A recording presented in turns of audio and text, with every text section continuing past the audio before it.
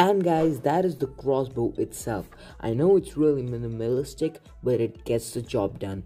And that too, it's really powerful also. As we have put the knot here in the rubber band, that makes it really powerful. And how to actually load it, you just put the refill in from here, just push it, and then from here it actually pops out.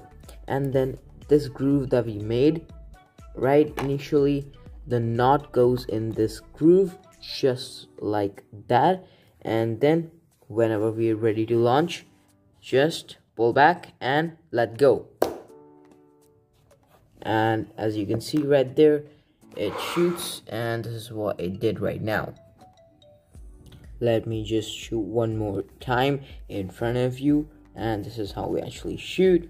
3, 2, 1, here it goes. As you can see, this one.